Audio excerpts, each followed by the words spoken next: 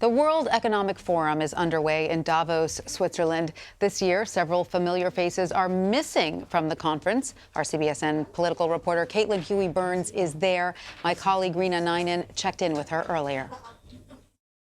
President Trump is not here at Davos, and neither are a couple other important world leaders. Emmanuel Macron of France, of course, and Theresa May of the UK. And the theme here among those leaders who are notably absent is that they are all facing serious troubles back home, all related in various ways to economic policy. The mood here, I would say, is somewhat optimistic, but we have reports this week from the IMF, the International Monetary Fund, downgrading its outlook for growth, which is hovering over this entire conference. And I would note that, President Trump was here last year and he's not here this year. What's changed and what's notable in that absence is that last year he came to Davos talking about America is open for business. He was touting those tax cuts that Congress had passed at this time. Now there's a little bit of a potential global slowdown, and the president is in the middle of a government shutdown, so not quite open for business. And he is also facing a difficult deal with Congress. And also there's been some backlash here or notable concern to this potential trade war that he has launched against China. So that is all kind of contributing to this slow projection for economic growth globally. Secretary of State Mike Pompeo spoke via video conference. He was asked if the U.S. and Russia are doomed to return to a Cold War rivalry. Here's how he responded. I must say it's been a struggle. We're looking for Russia to begin to change its behavior, whether that's its behavior in Ukraine or the work that it did to influence elections here in the United States and that it's done to influence elections all across the world. These aren't the behaviors of nations that want to be part of the international community. And we hope that they'll return to the right course of actions, a set of course of actions that lead them down the path of the rule of law and ordered liberty. If they do those things, I'm confident that our two nations can prosper and grow alongside of each other. We are not destined to be antagonists. We can do better than that, but it will take a Russian change in their outlook and behavior in the world in order to achieve that. How do you think the international community there will look at the U.S.-Russia relationship?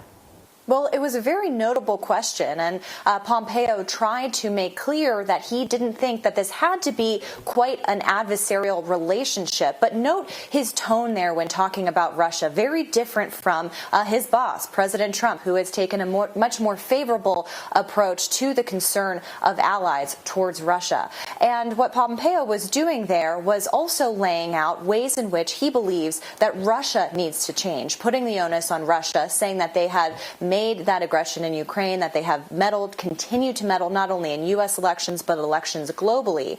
The fact that that was asked, I think, was very significant, considering that the U.S. relationship with Russia is very top of mind back at home in the U.S., where that is the subject of multiple investigations, not only in terms of the Mueller probe we've talked about for over a year now, but also in terms of congressional investigations. So here you have the nation's top diplomat trying to make clear that they do not approve of Russia's aggression, of Russia's behavior, but the president still does not talk exactly in those terms. In fact, speaks quite favorably to Russia, raising even more questions. Pompeo was also asked if America is isolated from the global stage. Here's his response.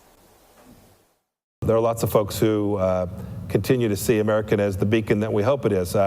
When you say isolated, I think that has negative connotations. It is the case that sometimes leadership and asking hard questions drives others to be a little concerned. Perhaps they're not quite ready to stare these problems in the face. But we are. President Trump is. We know that these challenges must be confronted. You can't continue to let these institutions not perform at a level of excellence that the people around the world demand of those institutions. Is there a concern from what you're hearing on the ground there in Davos? Are they concerned that the U.S. is isolating itself? Right. Well, I thought it was very interesting that that question was asked because it does reflect this a little bit of a concern that the U.S. is isolating itself and also causing potentially helping to cause different problems in the global economy. Remember, the focus of this conference is globalization, globalism, but there has been reaction not only in the U.S. but in countries also involved in this conference of this surge in populism. And Pompeo responded kind of pointing to different elections across the world that have really been because of this surge in populism, this reaction to this globalist foundation and this idea of globalism. And so Pompeo, in his Q&A at Davos, said that, disruption across the world is actually a good thing, he was trying to argue. He pointed to Donald Trump's election. He also pointed to the election of Macron, the election of others,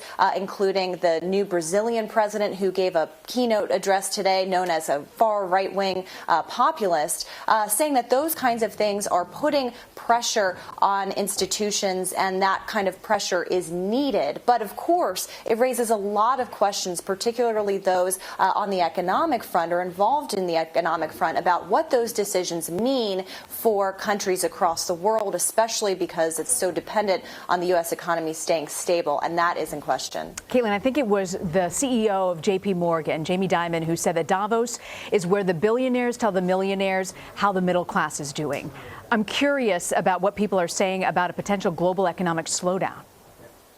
Well, it is certainly a top concern, as I mentioned, the IMF adjusting its outlook. But there is this realization that while globalism is certainly the reason for everyone being here and a reason and a cause for lots of people to be interested and rally around, they also are starting to recognize the impact that it is having, especially on the workforce. And that's why you're seeing kind of this rise in this disruption, as Pompeo called it, to economic policies of leadership, traditional economic policies. You're seeing that in France right now. You've seen that in the U.S., and you're seeing it in other places as well. So as they're gathered here today to talk about, advancements in technology and the effects that will have on the workforce, creating more equality in the workplace, those are issues that they have to address and that seem at odds, in fact, with this kind of idea of globalism. And you had the chair of this conference today trying to calm down those concerns and talk about the human effect of globalism and get people to focus on that more specifically. And I'd also note, you're seeing this here. You're also starting to see it in the Democratic primary already underway for the 2020 presidential campaign. You're having several candidates get into this race to compete against Donald Trump, rejecting money from corporations and from corporate PACs and trying to kind of get this back to the people here. So these themes are kind of everywhere and most prominently featured here, raising a lot of questions for people here to deal with. Caitlin Huey-Burns coming to us from Davos. Caitlin, thank you for that report.